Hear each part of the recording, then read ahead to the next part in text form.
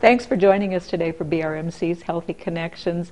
And Dana, you have got an event coming up that your husband's going to be the guest speaker. Would you talk to us about that? Sure. It's a seminar for the community at the Shed Center on the 23rd of May.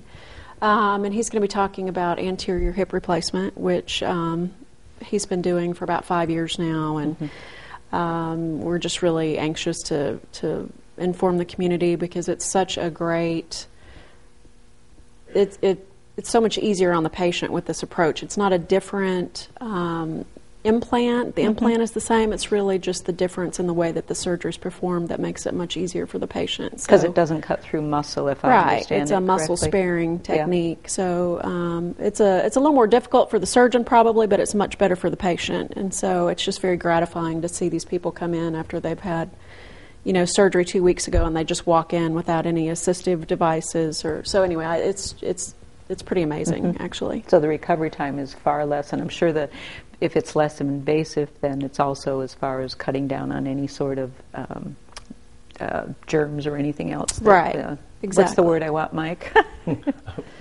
Complications, I guess. Complications, yes. Go with complications. It's been a long week and it's only Tuesday. That's what we're all looking out for. Well, there's complications. You can have a complication with any surgical procedure, but yes, complications such as dislocation, that type of thing, are pretty much eradicated with this type of procedure. It would be very difficult for a dislocation or something with this approach. I had a friend that your husband just did her surgery, and she thought about the actual procedure for about a year, and I'm sure that a lot of folks wait thinking, I can tolerate this pain a little bit longer, or and then finally she decided that there were one too many things. The quality of life had deteriorated to a point where she said, there's one too many things that I can no longer do. It's time. That's right. And she's up and around and just as happy as can be that she had this done. Well, a lot of people around here especially try and plan their surgery around the seasons of the year. They want to be outdoors when it's spring and summer and fishing and doing all of that. Right. And, I think they think they're going to have a very lengthy recovery, and it's really going to just upset their apple cart. But actually, it's much quicker. It's much easier than knees, and it's just amazing. Can you put weight? You can right immediately. Away? Yeah. Right. He has you up and walking right away. That just amazes me.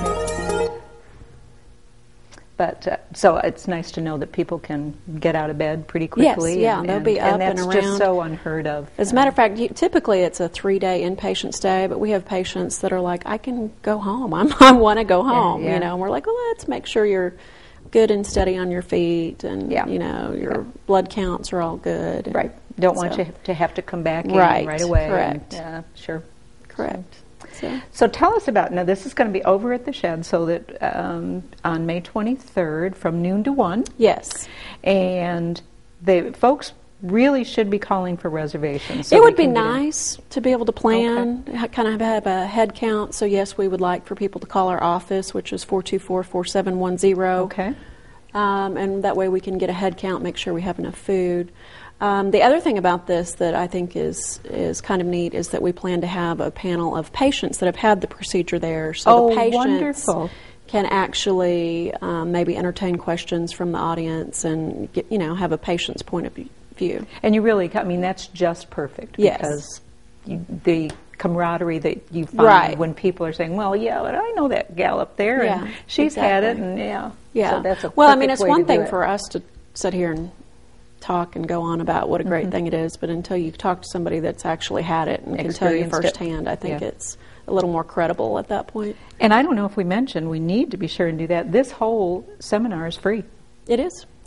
Just all you need to do is 424-4710 to reserve your spot, and they want to make sure they got enough food for you. And I've been hearing that there's some awfully good food that's going to be served at this event. Yes, I believe El Chico is catering. Oh my goodness, you got to come out for that one. They do the best, so they just do a wonderful job. So, well, we're going to come back on this and talk a little bit more about it near the end of the program. But I wanted to be sure and have Mike talk about he has his Kids in Motion coming up. Is that soon? I can't remember. No, it is. It's Saturday, May 18th. It's our 4th annual. I was going to say, is it the 3rd or 4th annual? It's the 4th annual. I remember the first. Yeah. We had the first one at the hospital. Yeah. And I want to say we had, it was right at 90 kids, or maybe about 80 kids. And had a really good time. Had it there in the Lagerborg dining room and a couple other rooms besides. Very quickly grew out of the hospital. This is our 3rd year at Elsie Salmons Youth Center. So Mountain Home Parks and Recreation, they've been very kind to us and partnered with us and opened up their facility and staff.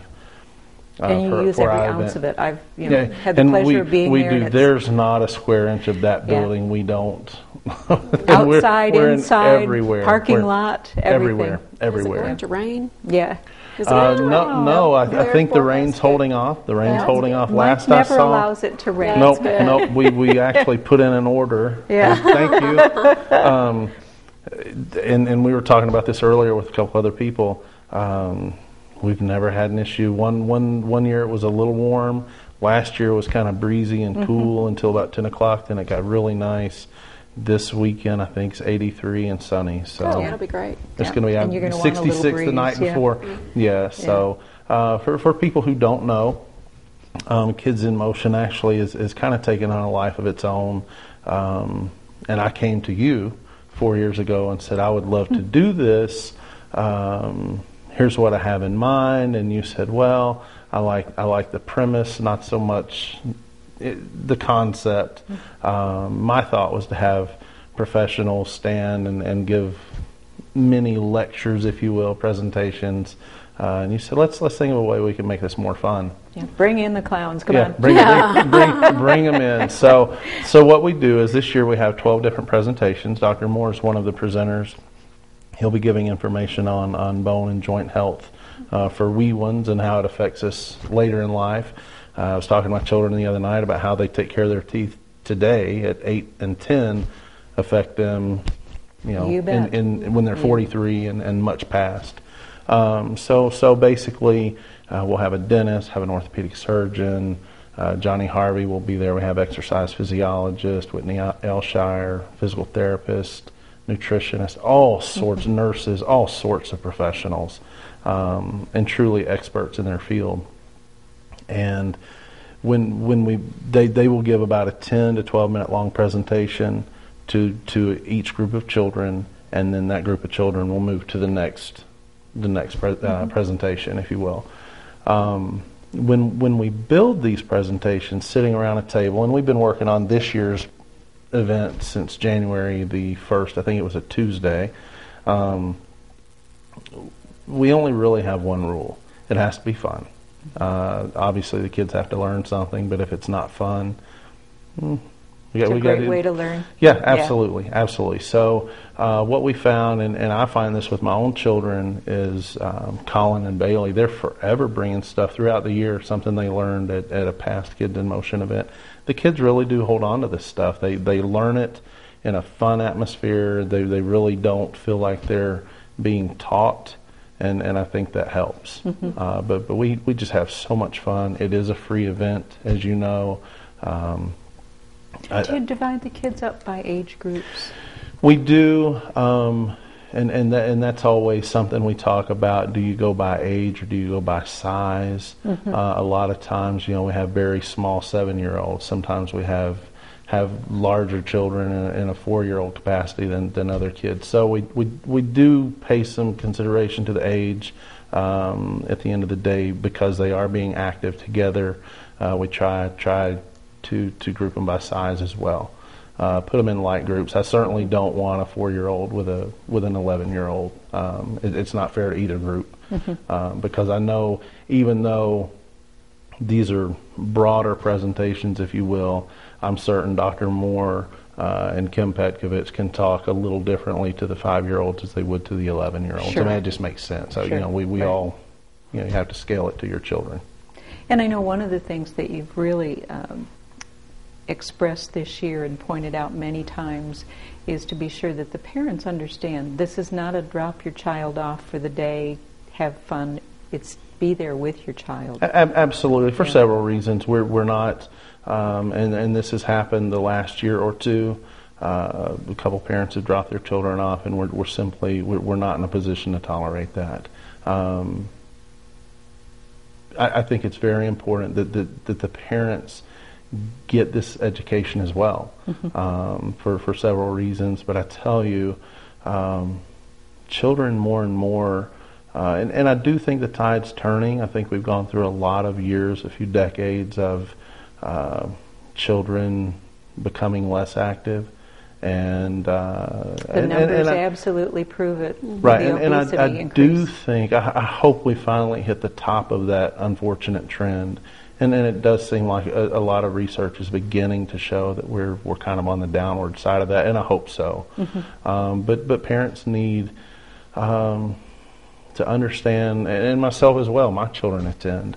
I think it's good to have that top of mind awareness of how we can keep our children active, keep them involved.